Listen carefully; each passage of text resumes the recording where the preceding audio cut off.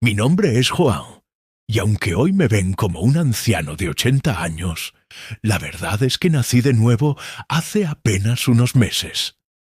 Durante 50 años, medio siglo, mi nombre fue borrado del libro de la vida. Fui un fantasma encerrado en una tumba de piedra, un hombre dado por muerto por el mundo, pero que se negó a morir en su propio corazón. El mundo hoy me conoce por ser el abuelo de Cristiano Ronaldo, un honor que todavía me parece un sueño. Y cuando veo a mi nieto, un hombre que es un monumento a la fuerza y a la disciplina, y a mi hija Dolores, su madre, una mujer cuyo coraje y cuyo amor son la verdadera maravilla de este mundo, entiendo por qué luché para seguir respirando en la más profunda oscuridad. Ellos son mi milagro. Son la familia que mantuve viva en mi mente durante 50 años de infierno. La razón por la que mi alma nunca se rindió. Hoy, finalmente libre, voy a contar la verdad. Voy a contar la historia de cómo un joven pescador de Madeira fue encerrado como un esclavo en una isla remota y de cómo sobrevivió con la única fe de volver a ver a su familia. Es un relato oscuro, sí, pero es, sobre todo, un testamento del poder del amor familiar. Un amor que, como verán, puede trascender el tiempo, la distancia e incluso las paredes de una prisión. Antes de llevarte a la trampa que me robó 50 años de vida, quiero que te detengas un momento y te conviertas en el confidente de mi increíble historia. He vuelto de entre los muertos. He regresado a un mundo que había seguido sin mí. Y he encontrado a una familia que es más magnífica de lo que jamás podría haber soñado. Contar mi verdad es mi deber, para honrar mi propia supervivencia y para celebrar la fuerza de los que amo. Si estas primeras palabras han capturado tu imaginación, si quieres conocer la odisea de un hombre que se negó a ser olvidado, te invito a formar parte de esta confesión. Tu presencia aquí, al otro lado del mundo, es un acto de bienvenida para un hombre que estuvo solo durante demasiado tiempo. Por favor, suscríbete al canal para que esta historia, una vez contada, nunca más vuelva a ser encerrada. Dale un me gusta a este video si crees en la capacidad del espíritu humano para sobrevivir a lo impensable. Y como siempre, me llena el alma saber desde dónde me escuchas. Déjame un comentario y dime tu país y tu ciudad. Imaginar que mi voz, después de 50 años de silencio forzado, puede ahora viajar por el mundo, es la mayor de las libertades. Gracias por estar aquí conmigo. Mi vida, antes de la oscuridad, era un poema sencillo y feliz, escrito en la isla de Madeira. Era un joven pescador, fuerte, con el sabor a sal en la piel y el amor de la mujer más buena del mundo en el corazón, mi esposa María. Nuestro mayor tesoro era nuestra hija recién nacida, una pequeña de ojos brillantes y espíritu vivaz, a la que llamamos Dolores. Mi vida era el mar durante el día y el calor de mi hogar por la noche. No éramos ricos, pero éramos inmensamente felices.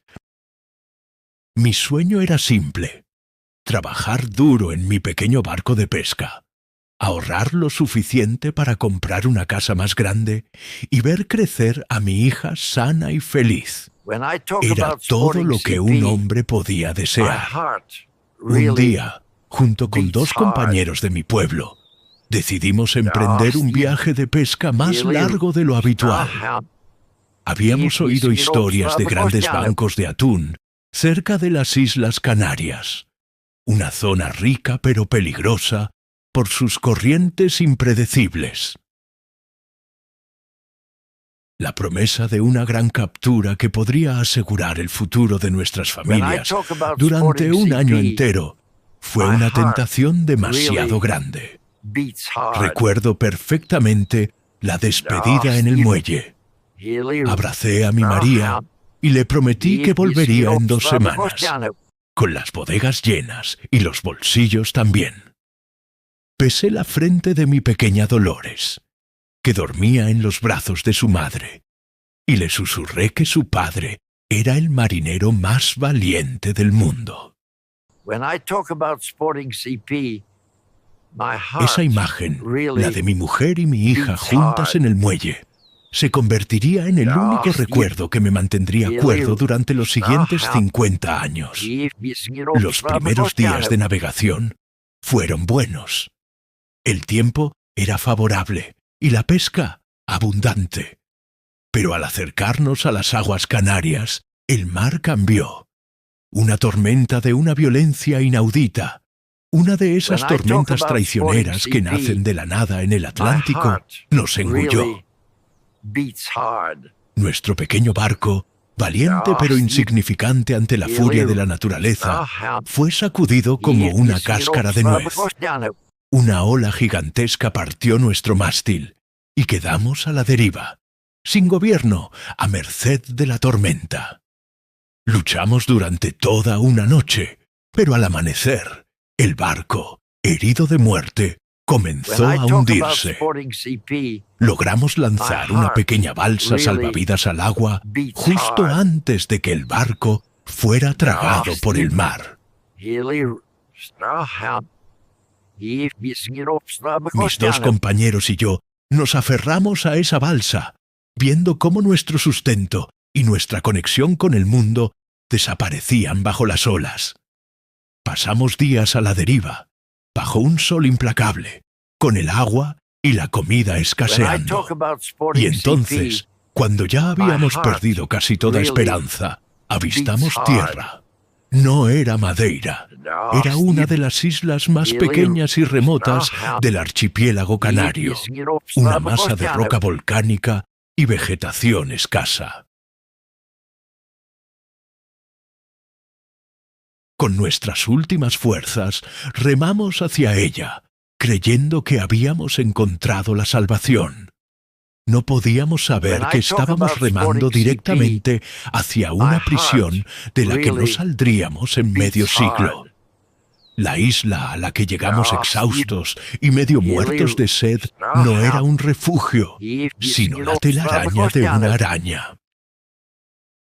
Era una de las islas más pequeñas y menos pobladas de las Canarias. Un peñasco de tierra volcánica dominado casi en su totalidad por una única y vasta propiedad, la hacienda de Don Ignacio. Los pocos habitantes que encontramos en un pequeño caserío de pescadores nos miraban con una mezcla de lástima y de miedo. Nos dieron agua y algo de comer, pero cuando les pedimos ayuda para contactar con las autoridades o para reparar nuestra balsa, sus ojos se llenaban de un terror supersticioso. Aquí, la única autoridad es Don Ignacio, nos dijo un viejo pescador en un susurro. Nadie llega a esta isla y nadie se va de ella sin su permiso. Nos indicaron el camino hacia la gran hacienda, un conjunto de edificios de piedra blanca que se alzaba en el centro de la isla como una fortaleza feudal.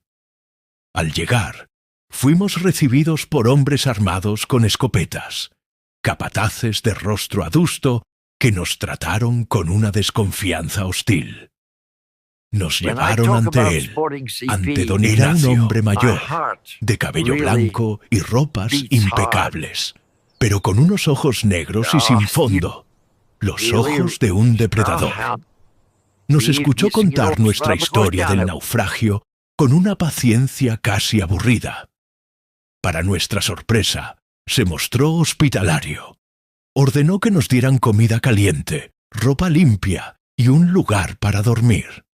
«Descansen», nos dijo con una voz suave que no encajaba con la dureza de su mirada. Son mis invitados.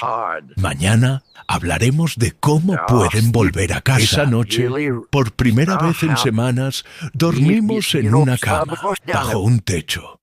Pero yo no pude conciliar el sueño. Había algo en la atmósfera de aquella casa, una corriente subterránea de miedo y de silencio que me mantenía alerta. A la mañana siguiente, me desperté antes del alba. Una inquietud me devoraba. Necesitaba entender dónde estábamos, encontrar una forma de comunicarnos con el exterior. Mientras mis dos compañeros dormían, salí sigilosamente de nuestra habitación. La hacienda estaba en silencio. Caminé por los patios desiertos, guiado por una intuición que me gritaba que algo estaba terriblemente mal. Fue entonces cuando, desde la distancia, oí voces alteradas. Provenían de la parte trasera de la propiedad, de una zona de acantilados que caían a pico sobre el mar. Me escondí entre unas rocas y observé. La escena que vi se grabó en mi cerebro con el hierro al rojo vivo de un trauma imborrable. Don Ignacio estaba discutiendo acaloradamente con otro hombre, un forastero bien vestido que, por el acento, supe que era del continente. La discusión era sobre dinero, sobre un trato traicionado.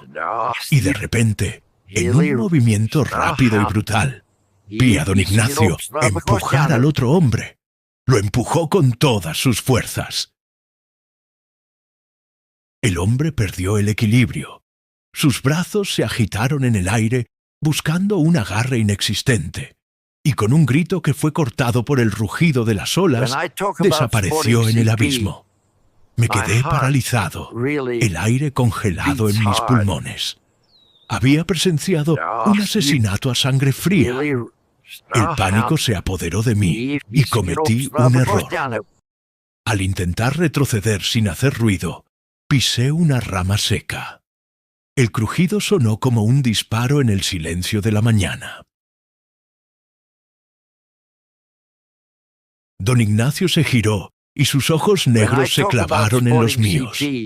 No hubo sorpresa en su rostro, solo una fría y calculada molestia, como la de un hombre al que le han interrumpido en su trabajo. ¡A él!, gritó a sus capataces, que aparecieron de la nada. Corrí. Corrí como un animal despavorido, sin rumbo, pero en una isla pequeña no hay escapatoria. Me atraparon en menos de 5 minutos. Me arrastraron de vuelta a la hacienda, junto con mis dos compañeros, a los que habían sacado a rastras de la cama. Nos llevaron a un granero. Don Ignacio entró, tan tranquilo como si volviera de un paseo matutino. Nos miró a los tres, uno por uno. Han tenido la mala suerte de ver algo que no debían, dijo con su voz suave y aterradora. Podría matarlos, por supuesto, arrojarlos por el mismo acantilado, pero la muerte es un desperdicio de buena mano de obra. Y entonces dictó nuestra sentencia. Miró a mi compañero de más edad, un hombre bueno y padre de familia. Tú, dijo, eres un ejemplo. Y sin mediar más palabra, uno de sus hombres le disparó a quemarropa. El sonido del disparo en el espacio cerrado del granero fue ensordecedor.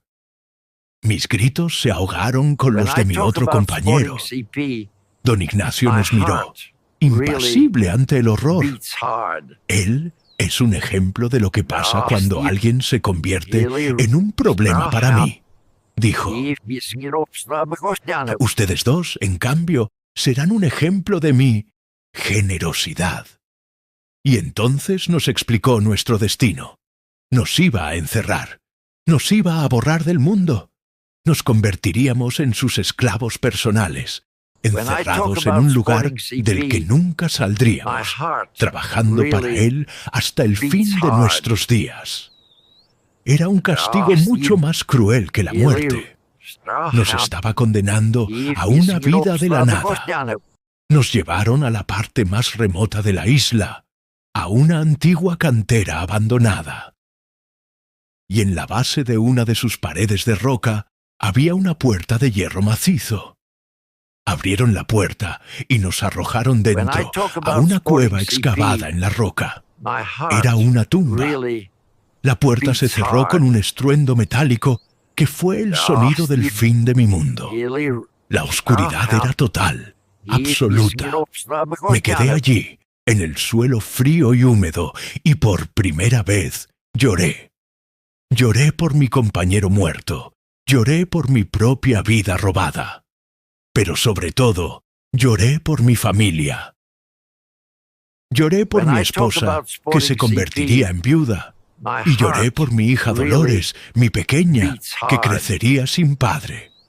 Y en medio de esa oscuridad, su imagen, la imagen de la mujer fuerte y valiente en la que yo sabía que se convirtió en mi única y diminuta luz.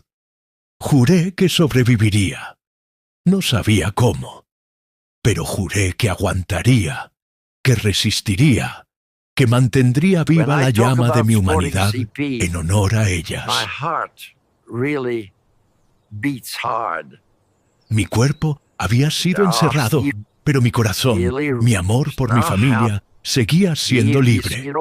Y sería ese amor el que me mantendría con vida en la larga noche de 50 años que acababa de comenzar. 50 años. Es fácil de decir. 50 años. Pero vivirlo día a día, en la oscuridad, es una eternidad que consume el alma. Nuestra prisión no era una celda, era una cicatriz en la tierra, una vieja cantera de piedra abandonada en la parte más inaccesible de la isla. Durante el día, nos obligaban a realizar trabajos absurdos y agotadores, tareas diseñadas no para producir, sino para humillar. Movíamos enormes pilas de rocas de un lado a otro de la cantera, solo para que al día siguiente nos ordenaran volver a moverlas a su lugar original. Era el castigo de Sísifo, una tortura física y mental que buscaba aniquilarnos por dentro, demostrarnos que nuestra existencia, nuestro esfuerzo, no tenía ningún propósito. Por la noche nos encerraban en una cueva húmeda y fría, cuya única entrada era una pesada puerta de hierro. El mundo exterior se desvaneció. El único universo que existía eran esas paredes de roca, el cielo como un pequeño trozo de tela azul o negra sobre nuestras cabezas, y el rostro de nuestro compañero de desgracia. Mi compañero Manuel era un buen hombre, pero su espíritu no estaba hecho para un infierno como aquel. Durante los primeros años intentamos mantener viva la esperanza. Hablábamos de nuestras familias, de nuestros pueblos, de los planes que haríamos al escapar. Pero a medida que los años se convertían en una década y luego en 2, vi cómo la luz se iba apagando en sus ojos. Dejó de hablar de su familia. Luego, dejó de hablar del todo. Se convirtió en una sombra silenciosa que movía piedras, un cuerpo que funcionaba por inercia, pero cuya alma ya se había rendido.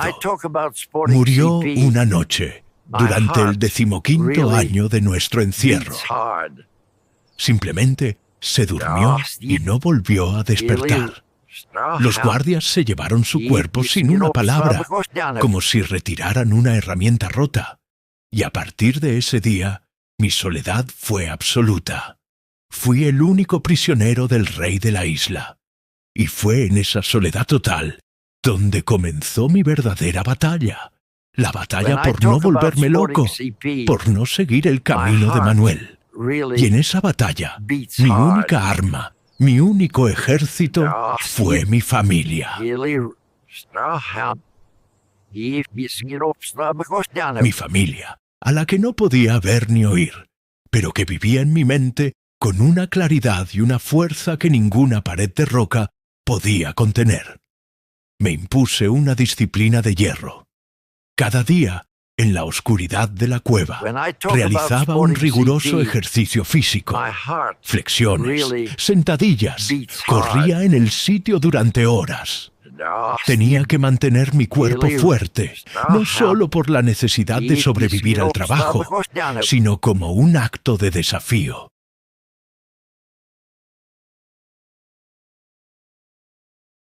Mi cuerpo era lo único que don Ignacio no podía controlar del todo, y me negué a dejar que se atrofiara. Pero la disciplina más importante fue la mental. Cada noche, sin excepción, cerraba los ojos y viajaba.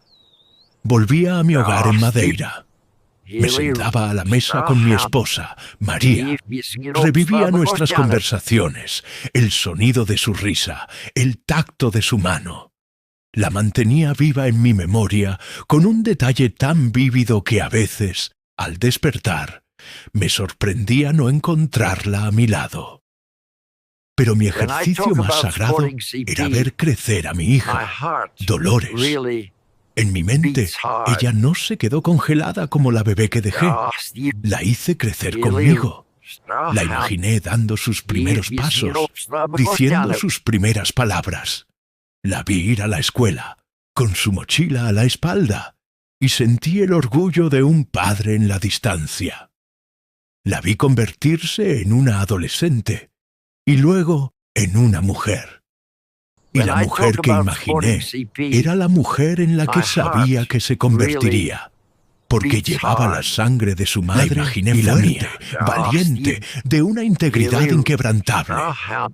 Mantuve conversaciones enteras con esta Dolores de mi mente. Le pedía consejo, le contaba mis miedos, y ella, con la fuerza que yo le había otorgado, me consolaba. Elogiaba su carácter, su supuesta resiliencia.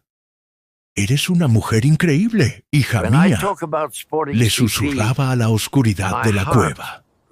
«Tu padre no está, pero tú sigues adelante, cuidando de tu madre, convirtiéndote en el pilar de vuestro hogar.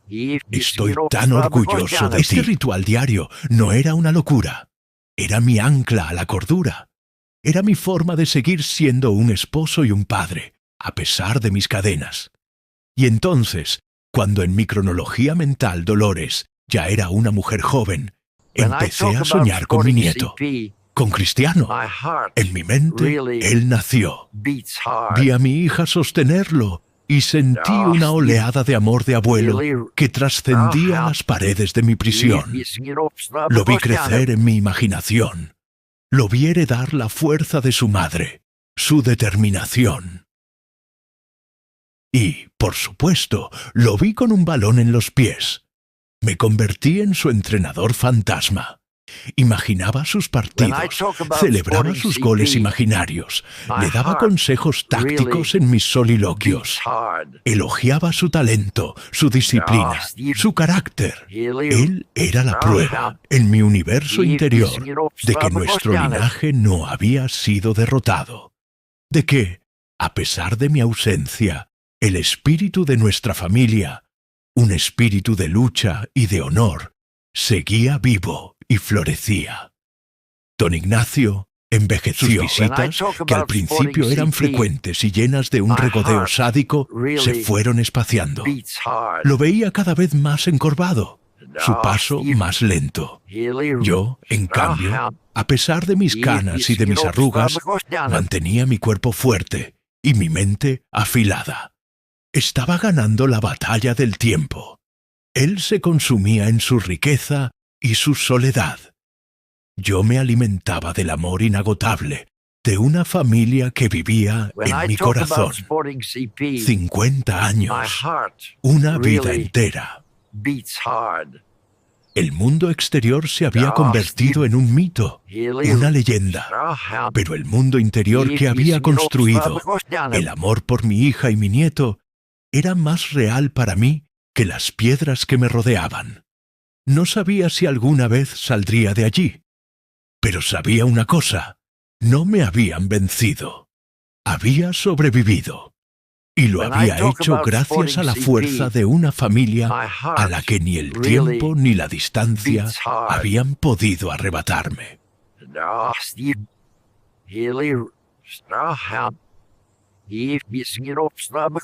El fin de mi largo cautiverio no llegó con un acto de heroísmo ni una fuga audaz, sino con el simple y silencioso desmoronamiento del tiempo.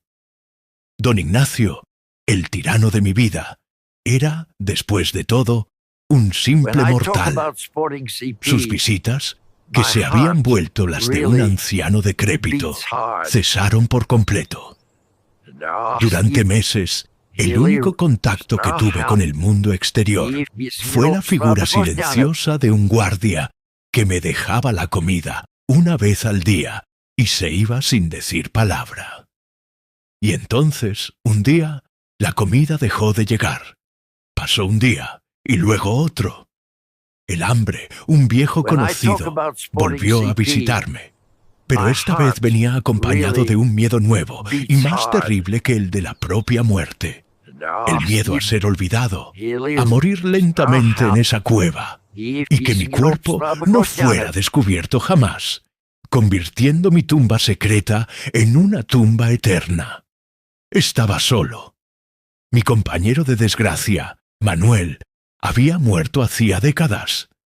Mi carcelero, don Ignacio, y sus guardias, que también, sin un amo al que servir, simplemente me habían abandonado a mi suerte. Irónicamente, después de haber sobrevivido a 50 años de esclavitud, parecía que iba a morir por un simple descuido. Pero la fe que había depositado en mi familia imaginaria durante medio siglo me había enseñado a no rendirme. Utilicé mis últimas fuerzas para golpear la puerta de hierro, día y noche, creando un eco metálico que esperaba que, por un milagro, alguien oyera. Y el milagro finalmente ocurrió. Después de casi una semana sin comida, al borde de la inanición, oí un sonido que no pertenecía al repertorio de mi prisión. Eran voces, voces jóvenes, risas y el ruido de maquinaria.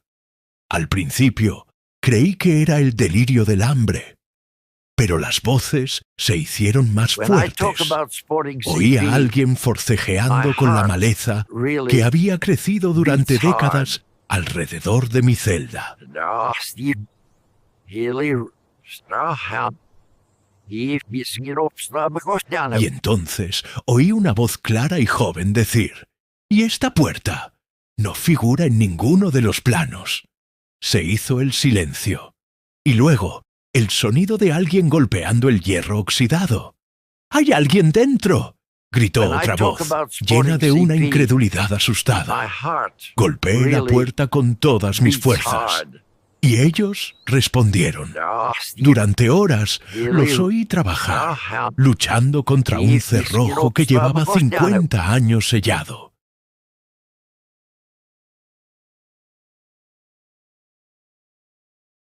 Finalmente, con el chirrido más agónico y oxidado que he oído en mi vida, la puerta se abrió. La luz del sol, la luz del mundo real, entró en mi cueva como una explosión. Fue un dolor físico, una cuchillada en mis ojos que no habían visto más que la penumbra durante medio siglo. Caí al suelo, cegado, cubriendo mi rostro. Cuando mis ojos finalmente pudieron acostumbrarse a un mínimo de luz, vi frente a mí a dos jóvenes, un hombre y una mujer, mirándome con una expresión de absoluto terror y de una compasión infinita, como si estuvieran viendo a un fantasma. Eran los nietos de don Ignacio, sus herederos, que habían venido a tomar posesión de la isla después de la muerte de su abuelo.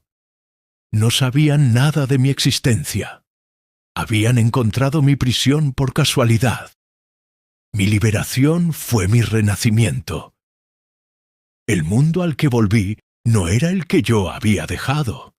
Era un planeta alienígena. Me llevaron de la isla a un hospital en Tenerife, y cada detalle de la vida moderna Era un shock que mi cerebro apenas podía procesar. Los coches que se movían sin hacer el ruido de los motores antiguos. Las ropas de la gente, tan extrañas y coloridas. Y sobre todo, un aparato que el joven heredero llevaba en la mano. Una pequeña caja de cristal que contenía imágenes y voces. Un teléfono. Me dijeron, el mundo había avanzado 50 años, mientras que yo me había quedado congelado en el tiempo. Cuando me pusieron frente a un espejo, no reconocí al hombre que me devolvía la mirada. Vi a un anciano de 70 años, aunque yo en ese momento creía tener 80, con el pelo y la barba blancos y largos como los de un profeta del desierto, la piel pálida y los ojos hundidos en sus cuencas. Era el rostro de un hombre que había vivido en una cueva. Mi historia, al principio, fue tratada como el delirio de un loco. Pero las pruebas eran irrefutables. La cantera, la celda, los testimonios de los pocos habitantes ancianos de la isla que recordaban los rumores de hombres desaparecidos en la finca de don Ignacio. Mi caso se convirtió en una sensación, la historia del prisionero olvidado de las Canarias. Pero en medio de todo ese torbellino de médicos, psicólogos y funcionarios, mi mente solo tenía una obsesión, una única pregunta que repetía a todo el que quería escucharme. Mi familia. Necesito encontrar a mi familia en Madeira. No me importaba la política, ni la tecnología, ni la historia de los últimos 50 años. Solo me importaba saber si la familia que yo había construido y amado en mi mente existía en la realidad. Les hablé de mi hija, Dolores. Les dije que, aunque no la había visto desde que era una bebé, sabía que se había convertido en una mujer extraordinaria, fuerte y valiente, porque había sentido su fuerza sosteniéndome durante 50 años. Los médicos me miraban con lástima, creyendo que eran las fantasías de un hombre solitario. Pero para mí, mi hija era más real que la cama del hospital donde estaba. Ella y su madre habían sido mi única compañía, mi única razón para sobrevivir. Y mi nieto. Les hablé de mi nieto, de Cristiano. Les dije que soñaba con él, que lo había visto crecer en mi mente, que sabía que era un niño especial, lleno de fuerza. Ellos asentían, con sonrisas condescendientes. Finalmente, con la ayuda de las autoridades portuguesas, encontraron a mi hija. Me dijeron que vivía en Funchal, que era madre de 4 hijos. Y que uno de ellos, efectivamente, se llamaba Cristiano Ronaldo. Pero entonces me dijeron algo que mi cerebro, anclado en el pasado, no me pudo procesar. Mi nieto no era un niño, que era un hombre de casi 40 años. Y que no era solo un chico al que le gustaba el fútbol. Era el futbolista más famoso del planeta. La noticia fue un shock tan grande como la propia luz del sol al salir de la cueva. El niño que yo había entrenado en mi imaginación, el campeón de mis sueños solitarios, era real. Y su grandeza superaba cualquier fantasía que yo hubiera podido concebir.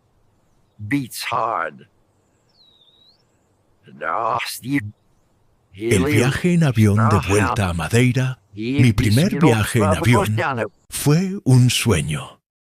Iba a conocer por fin a la familia que me había mantenido con vida. Iba a descubrir si la mujer en la que se había convertido mi hija se parecía a la heroína que yo había imaginado. Y si el hombre en el que se había convertido mi nieto era tan extraordinario como el campeón que yo había amado en la oscuridad de mi prisión. El reencuentro con mi hija Dolores no fue como en las fantasías que había tejido durante 50 años en la oscuridad. fue mucho más real, más abrumador y más milagroso. Me esperaban en una sala privada del aeropuerto de Funchal. Entré, un anciano tembloroso con ropa prestada, y la vi. Era ella. La reconocí al instante, no por los rasgos de la bebé que dejé, sino por la fuerza que emanaba de su mirada. Era la misma fuerza que yo le había imaginado en mis soliloquios en la cueva. Se quedó paralizada por un momento, mirándome, y vi en sus ojos un torbellino de incredulidad, de dolor, de esperanza y de reconocimiento. Y entonces, en un susurro que atravesó 50 años de silencio, dijo: «Papá». Y esa única palabra bastó para que el dique de mi compostura se rompiera. Nos abrazamos, y en ese abrazo se fundieron medio siglo de ausencia, de dolor y de un amor que se había negado a morir.